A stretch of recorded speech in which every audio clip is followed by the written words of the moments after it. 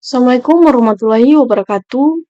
Pada video kali ini saya akan mempresentasikan beberapa materi dalam manajemen proyek teknologi informasi, yaitu Project Scope Management, Project Time Management, dan Manajemen Risiko Proyek. Materi-materi ini saling berkaitan dan berperan penting dalam keberhasilan suatu proyek.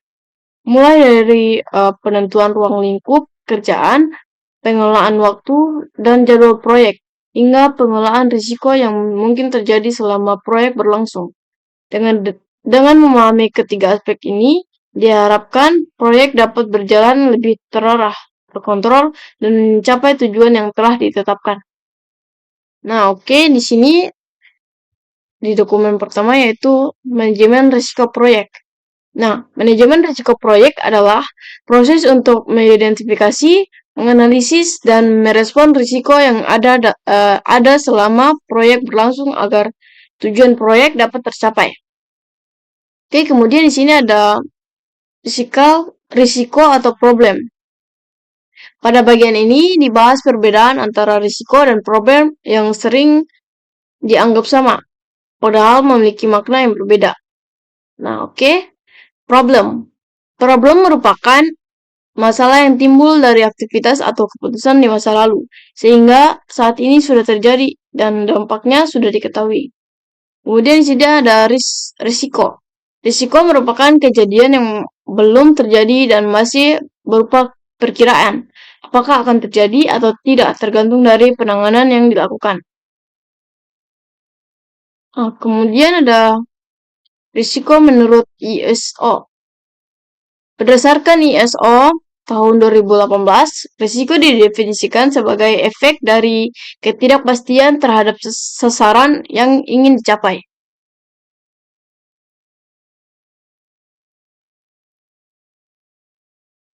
Risiko proyek adalah ketidakpastian yang dapat memberikan dampak positif atau negatif terhadap proyek.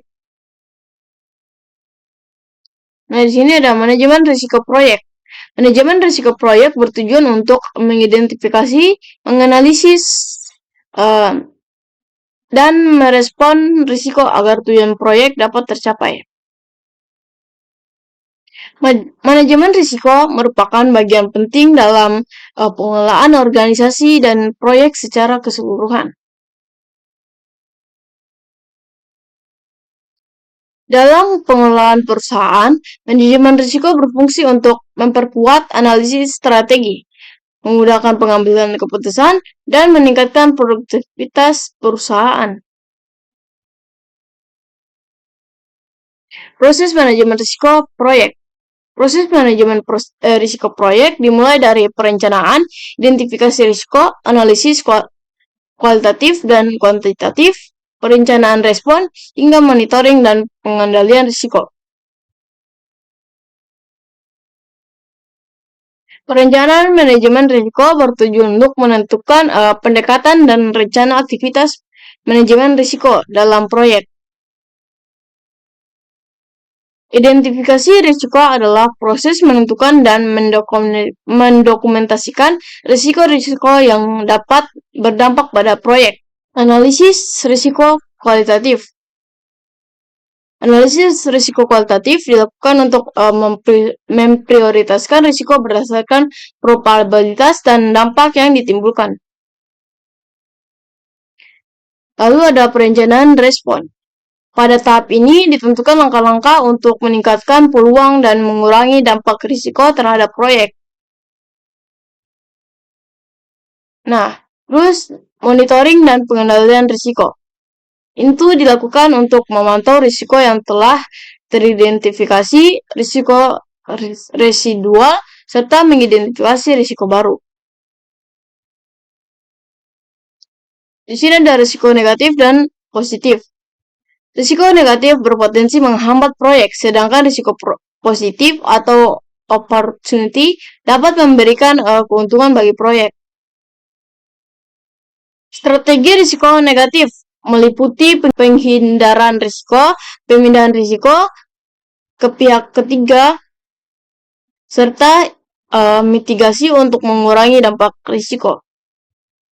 Strategi risiko positif dilakukan dengan cara memaksimalkan peluang, berbagi risiko, dan meningkatkan dampak positif. Terus di sini ada perencanaan manajemen risiko. Dokumen perencanaan manajemen risiko berisi metodologi, kategori risiko, dampak dan probabilitas risiko, serta dokumentasi risiko. Nah, di sini ada rencana kontingensi.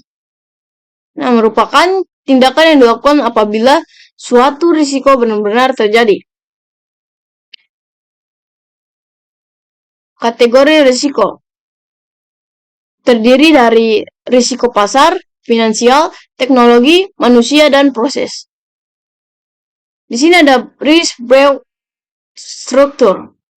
Ini digunakan untuk mengidentifikasi dan mengelompokkan risiko berdasarkan kategori. Contoh risk breakdown structure. Nah, di slide ini menampilkan contoh risk breakdown struktur dalam sebuah proyek. Seperti ini. Potensi risiko negatif. Potensi risiko negatif dapat dikaitkan dengan berbagai knowledge area dalam manajemen proyek.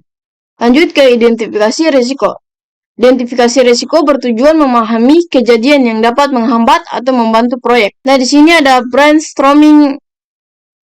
Ini adalah teknik mengumpulkan ide secara spontan untuk mengidentifikasi risiko.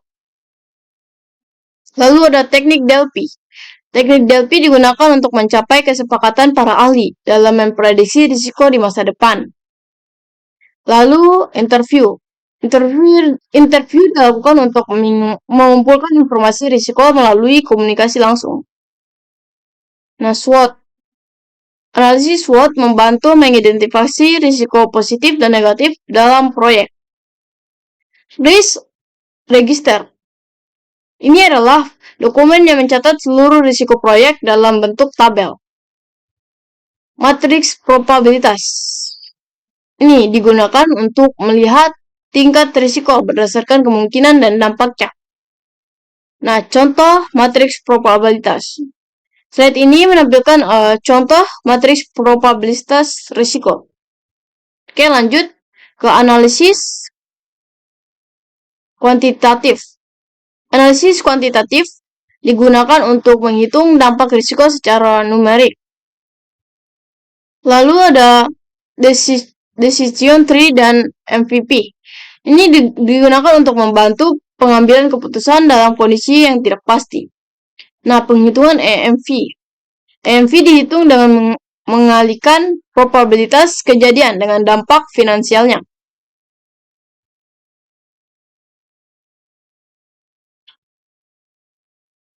Nah, ini adalah contoh kasusnya. Ini penyelesaian kasusnya. Contoh kasusnya seperti ini. Dan penyelesaian seperti ini.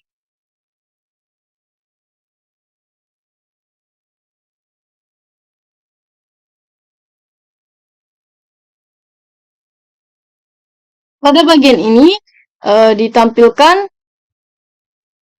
contoh kasus perhitungan EMV hingga diperoleh nilai akhir EMV. Oke, lanjut ke strategi risiko terhadap risiko negatif. Di sini ada dua.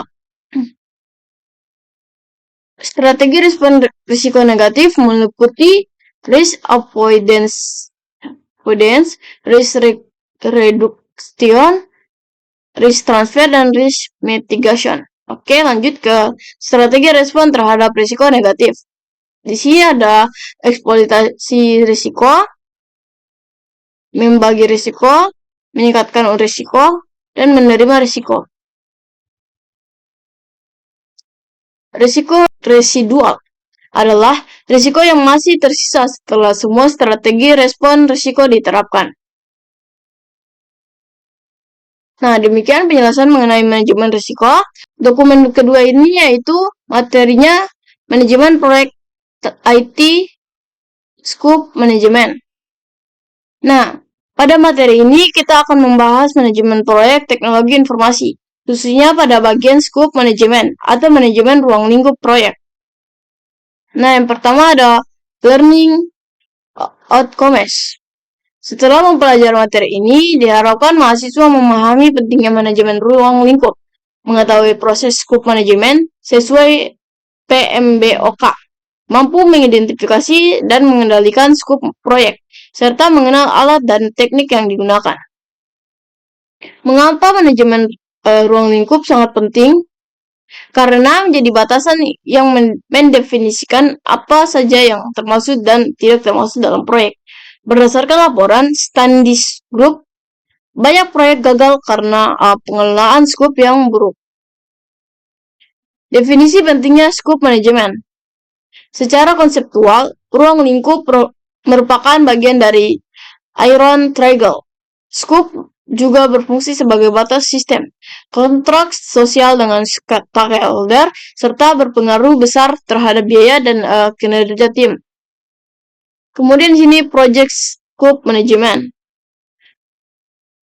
Ini adalah proses yang memastikan proyek mencakup seluruh pekerjaan yang dibutuhkan, serta mengendalikan apa saja yang berhubungan dan tidak berhubungan dengan proyek. Kemudian di sini ada Project Scope. Project Scope merupakan definisi hasil akhir proyek, mencakup fungsi, fitur, dan karakteristik dari produk atau layanan yang dihasilkan.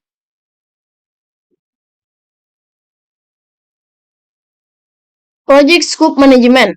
Manajemen ruang lingkup proyek membantu memastikan seluruh aktivitas yang dilakukan benar-benar mendukung keberhasilan proyek. Nah, di sini ada Plan Scope Management.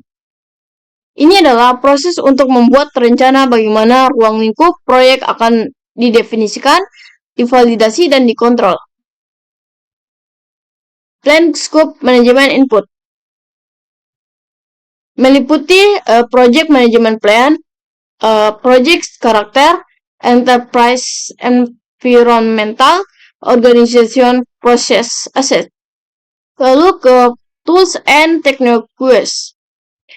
Tools yang digunakan antara lain expert judgment dari para ahli serta meeting tim proyek untuk menyusun scope management plan. Lalu di sini ada outputs. Nah, output dari proses ini adalah scope management plan dan requirement management plan.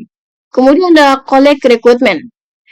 Ini adalah proses penting untuk mengidentifikasi dan mendokumentasikan kebutuhan serta harapan stakeholder agar tujuan proyek tercapai. Kemudian ada di sini ada collect requirement inputs.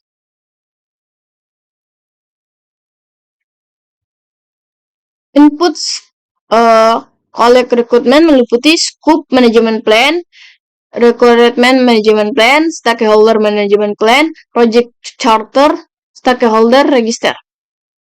Kemudian di sini ada tools and techniques.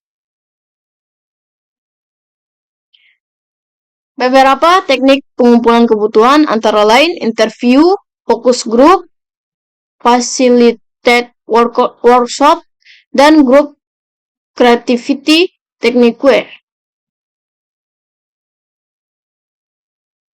Lalu di sini ada group decision making technique dan questionnaire and surveys, observation, dan prototype serta benchmarking.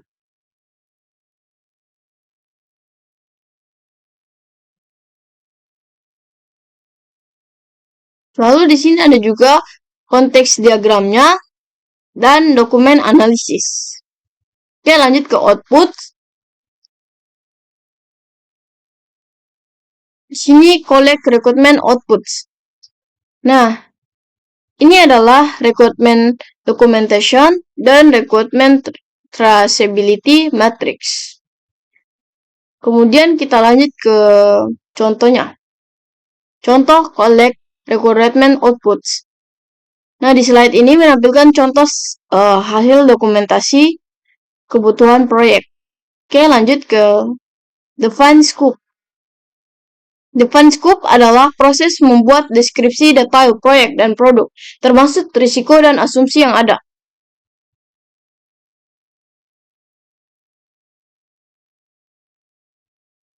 Lanjut ke inputsnya. Input dan define scope meliputi scope manajemen plan, project charter, requirement dokumentasi, dan organization process asset. Kemudian di sini ada tools and technique quest. Tools yang digunakan antara lain expert judgment, project analysis alternative, generation, dan facilitated workshop. Oke, lanjut ke outputs.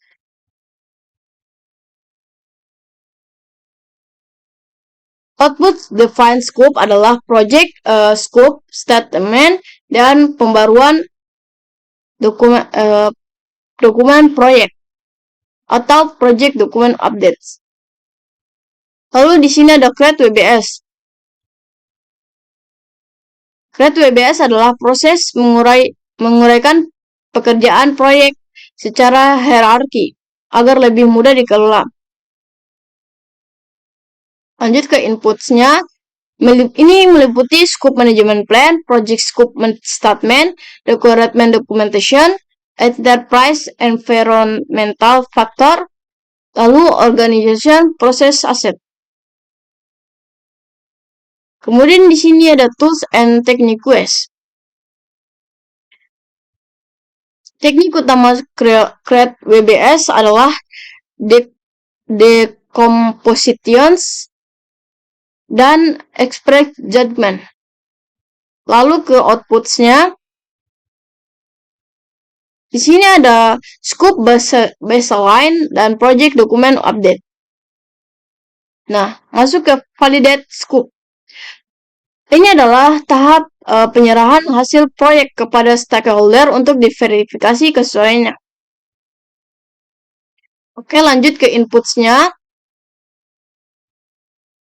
Meliputi project management plan, requirement documentation, requirement traceability matrix, verified deliverable, work from perform data.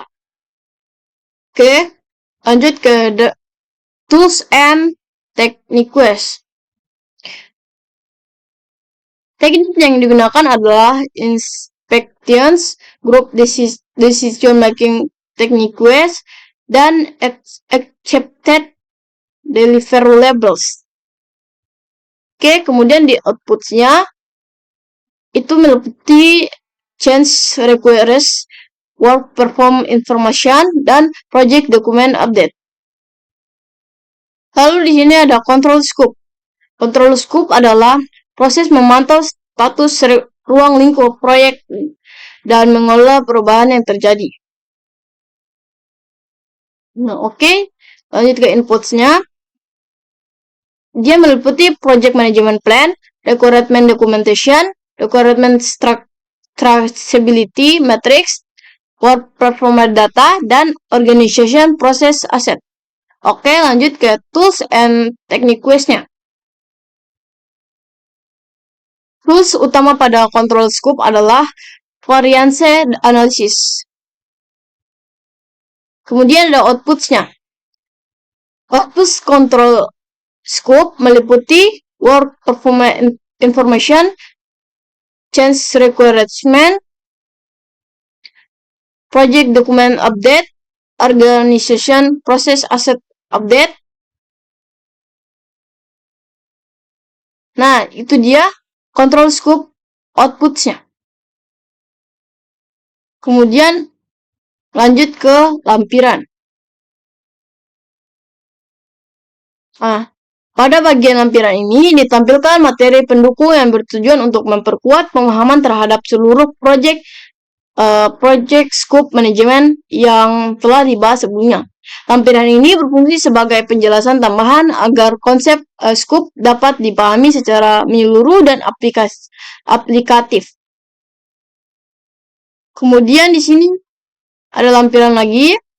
Lampiran ini menunjukkan keterkaitan antara proses dalam scope management. Proses plan scope management menjadi dasar bagi proses berikutnya, yaitu requirement dan define scope.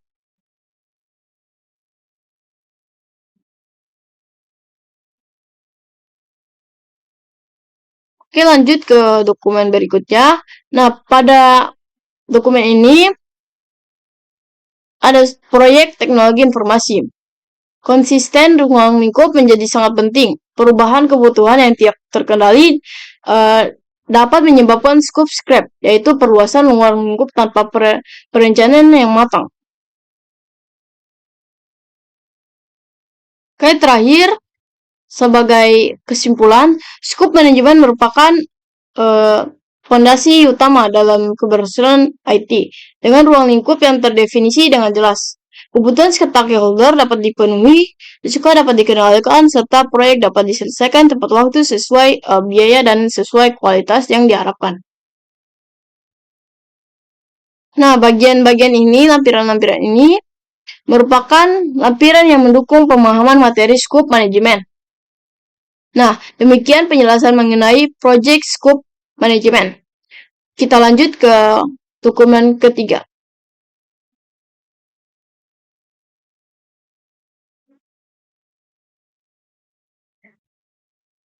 Oke, pada dokumen ketiga ini yaitu project time management.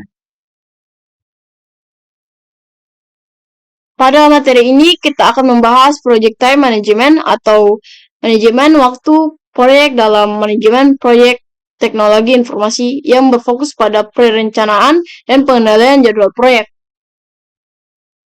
Pentingnya jadwal proyek. Jadwal proyek sangat penting karena menyelesaikan proyek tepat waktu merupakan tantangan yang terbesar. Waktu memiliki fleksibilitas paling sedikit, dan masalah jadwal sering menjadi penyebab utama konflik dalam proyek. Gaya kerja individu dan perbedaan budaya penyebab konflik jadwal.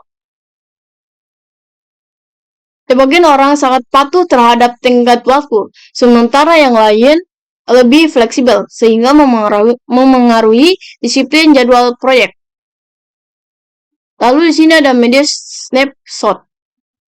Ini menampilkan contoh Olimpiade Athena 2004 di mana banyak pihak meragukan kesiapan proyek, namun hasil akhirnya justru sukses, menunjukkan pentingnya perencanaan dan penjadwalan proyek.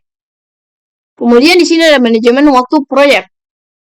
Ini mencakup perencanaan jadwal, mendefinisikan aktivitas, mengurutkan aktivitas, estimasi sumber daya dan durasi, membangun jadwal, serta mengendalikan jadwal proyek. Lalu ada ringkasan manajemen waktu proyek. Nah, slide ini merangkum seluruh proses manajemen waktu proyek, mulai dari perencanaan hingga pengendalian jadwal. Kemudian di sini planning schedule management. Ini adalah proses menyusun rencana pengelolaan jadwal proyek menggunakan pertimbangan ahli, teknik analisis, dan rapat. Kemudian mendefinisikan aktivitas. Ini berarti mengidentifikasi tugas-tugas yang berasal dari WBS yang memiliki durasi, biaya, dan kebutuhan sumber daya.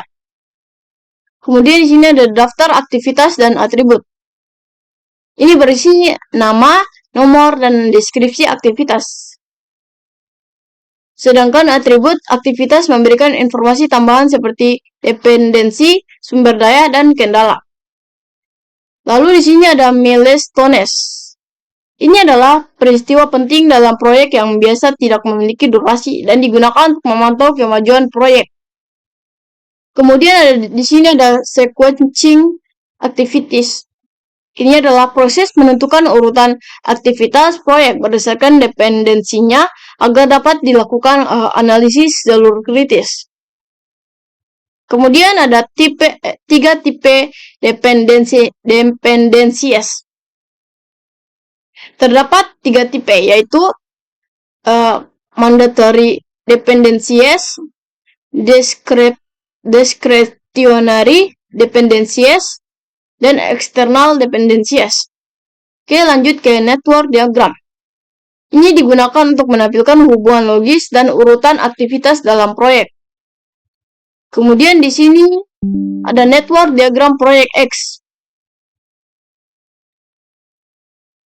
Slide ini menampilkan contoh network diagram pada proyek X sebagai ilustrasi pengurutan aktivitas.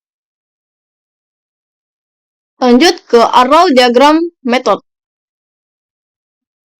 Arrow diagram method atau ADM menggambarkan aktivitas menggunakan panah dan hanya mendukung dependensi finish to start. Lanjut ke proses membuat diagram AOA. Ini dimulai dari node awal, menggambar panah aktivitas, hingga seluruh dependensi aktivitas tergambar dengan jelas. Kemudian di sini ada dependensi diagram method.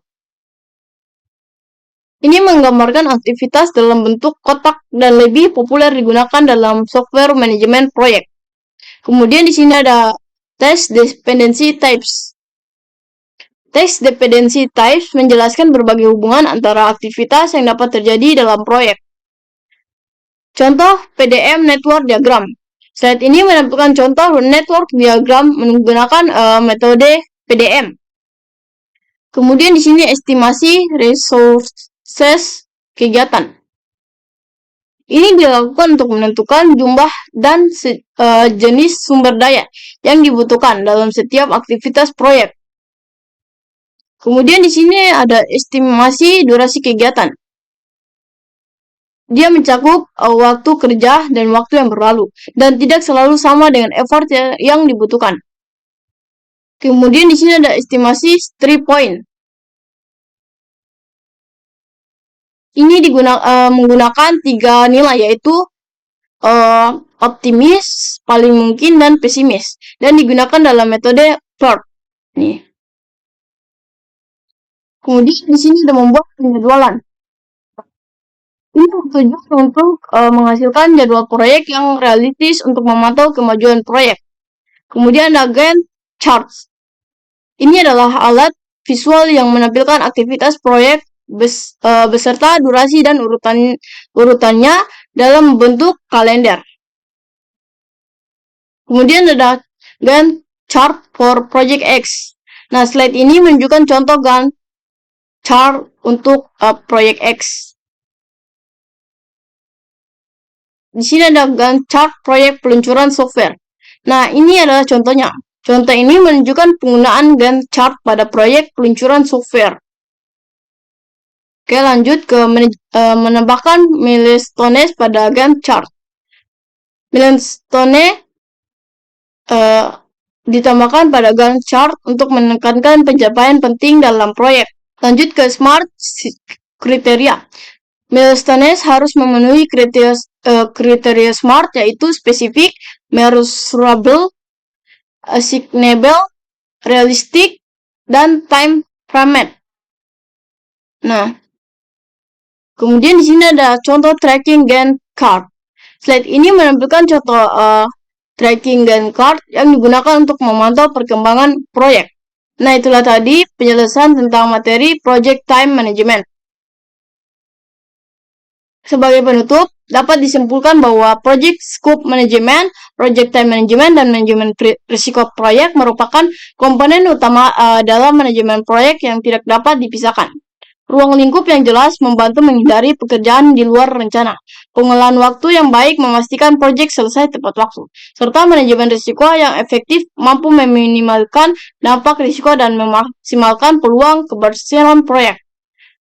Semoga materi yang telah disampaikan dapat menambah pemahaman. Mohon maaf bila ada salah kata. Terima kasih. Wassalamualaikum warahmatullahi wabarakatuh.